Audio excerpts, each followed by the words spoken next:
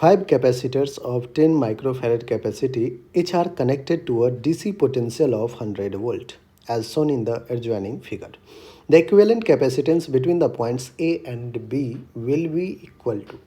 बच्चों जो अपने पास कन्फिग्रेशन दिया हुआ है उसमें अगर आप देखें तो ये 10 माइक्रोफैरेड, ये भी 10 माइक्रोफैरेड, ये भी 10 और ये भी 10। इसके साथ आप देखोगे तो एक 10 माइक्रोफैरेड इस आर्म में कनेक्टेड है।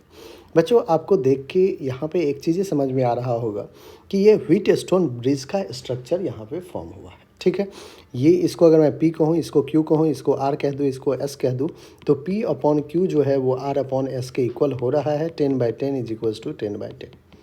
दैट मीन्स ये जो स्ट्रक्चर है पूरा का पूरा ये क्या है, व्हीटस्टोन ब्रिज का स्ट्रक्चर है।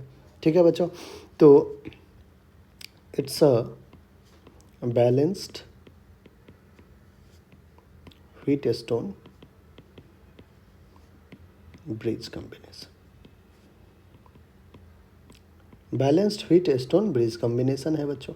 ठीक है, तो अब अगर बैलेंस्ड व्हीटस्टोन ब्रिज कॉम्बिनेशन है तो हमें क्या करना है, हमें इस सर्किट को रीड्रॉ करना है। आपको पता है कि जो हमारा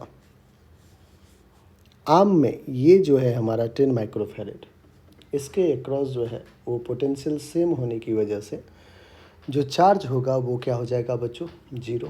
तो इसके अक्रॉस तो कोई चार्ज है नहीं।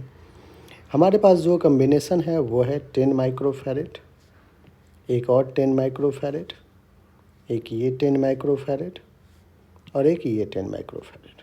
ठीक है, ये रहा आपका पॉइंट ए और ये रहा आपका पॉइंट बी। ये आपके पास बच्चों स्ट्रक्चर बन के तैयार हो गया। जब हमने इस वाले फिफ्थ जो आर्म में लगा हुआ था कैपेसिटर उसको निकाल के फेंक दिया क्योंकि बैलेंस्ड व्हीटस्टोन ब्रिज। हमें कैलकुलेट करना है इक्विवेलेंट कैपेसिटेंस। इक्विवेलेंट कैपेसिटेंस के लिए आप बच्चों कह सकते हैं कि ये 10 और 10 और नीचे 10 और 10, ये 10 क्या है, सीरीज में है।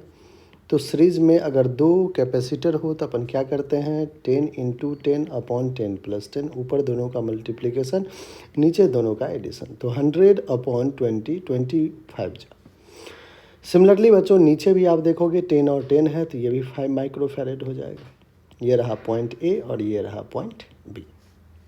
फाइनली बच्चों आप कहोगे कि सर 5 माइक्रोफैरेड और ये जो 5 माइक्रोफैरेड ये दोनों क्या है, पैरेलल में। और पैरेलल में अगर है तो आप कह सकते हो कि जो C इक्विवेलेंट होगा between A and B, C equivalent between A and B, वो सिंपली 5 + 5 दैट इज़ 10 माइक्रोफैरेड हो जाएगा। ठीक है बच्चों, तो 10 माइक्रोफैरेड आपका बिल्कुल करेक्ट आंसर है। कौन सा ऑप्शन है हमारे पास, 10 माइक्रोफैरेड, डी, और डी ही हमारा क्या है बच्चों, बिल्कुल करेक्ट आंसर है। आई होप बच्चों हर एक स्टेप आपको अच्छे समझ में आया होगा। ठीक है, चलिए।